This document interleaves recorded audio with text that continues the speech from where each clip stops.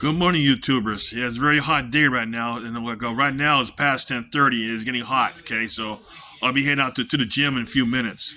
Okay, so first of all, if you outside doing something, okay, please drink plenty of water, and also get in the shade if possible, and also too, do not do anything. Please do not do anything strenuous, especially in this weather, because a mountain biker died in San Diego East County, okay, mountains.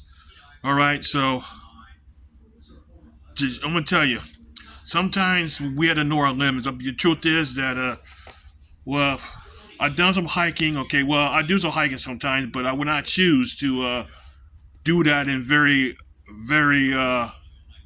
hot weather and very cold weather, or very stormy weather, that is, okay, so please be careful, okay?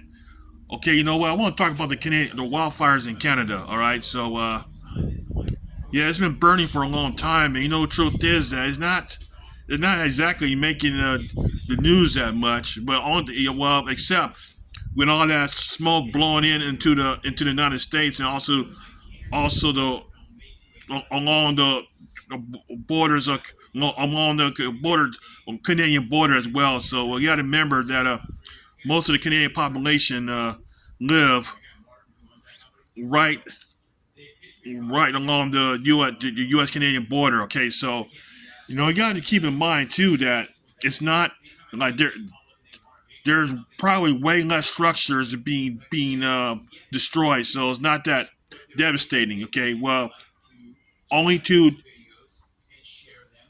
only to the people's standpoint, because that's wilderness out there, because sometimes wilderness need fires to survive. Okay, so but the problem is the amount of smoke that they're blowing in. I'm gonna tell you from experience. I used to fight for wildfires when I was younger. Believe me, breathing smoke like that is very hard for firefighters. Also, it's hard for the civilians too that they're in the area. So that there was a cedar fire in San Diego. Also, there was another fire about a few years later that all the smoke and ash started blowing into the city. Okay, so it does create problems. Okay, so we got it too. So pray for Canada as well. So that my concern is, and like after it rains, okay, it's gonna winter is gonna set in. It's gonna create more problems. Okay, so I think about a year or 2 years before, there was a wildfire. The whole continent of Australia was on fire. So like Canada, so that area don't burn that much, because you gotta remember that the wilderness is quite dense. Okay, like since it don't have that it don't burn that much, all that all the dead growth, humerus duff, like all the humerus duff that's piling up, okay, make it difficult to the fires to be put out. Because when I went to U.S. Forest Service, I had some friends who fought fires in Alaska. Okay, but we know the truth is, Alaska do there are forest fires in Alaska. You gotta remember, like all Alaska is not frozen tundra. Okay, so I'm telling you, like the lower half of Alaska, like they have timber and they don't burn that much either, because of the climate is not that hot as the forest in Southern California where I live, or we call this Pacific Southwest region, according to the U.S. Forest Service.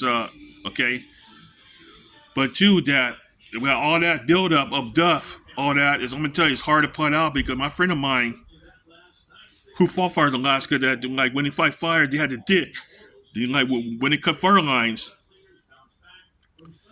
it's not like cutting fire lines in Southern California, because they had to scrape and scrape and scrape and dig and dig and dig deeper.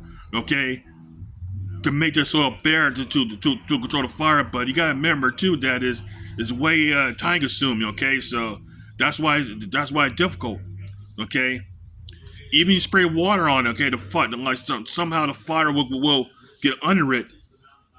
Okay, and also all the smoldering human, all the smoldering debris down there, all the dead material is gonna it'll come up at the other side of fire line. So it is quite difficult. So it also produces sleepers that fires will can come up within weeks or months or a year after the fire is over. So it happens. So we got to mirror about Canada though. We pray for them because I'm gonna tell you about I'm gonna tell you our planet is full of mystery. Okay, so just be safe out there, people. Okay, and also have a very safe summer, and also too that those who live in the country be safe as well. My family live out of the country, so I'm worried about them dearly. And, you know, be honest with you, truth is, wildfires can happen in the city or suburbia. You know why? Because right now I'm gonna show you where I live. See that? I live in the canyons. Okay, like my area is like semi wilderness. Okay, so we do have wildlife here, but there's a few fires in my area. There's a lake nearby. I've seen firefighting helicopters carrying delivering water drops, you know, from that lake nearby, Choi's Lake. So I'm gonna tell you, truth is that don't take things for granted because fires will do happen in the wilderness or in the cities or in the suburbs. Because believe me, I'm gonna tell you, things do happen. So don't take things for granted. We're not safe. Okay, so living here in the canyon does scares me sometimes because like there's a fire about down the street from where I live behind those row apartments.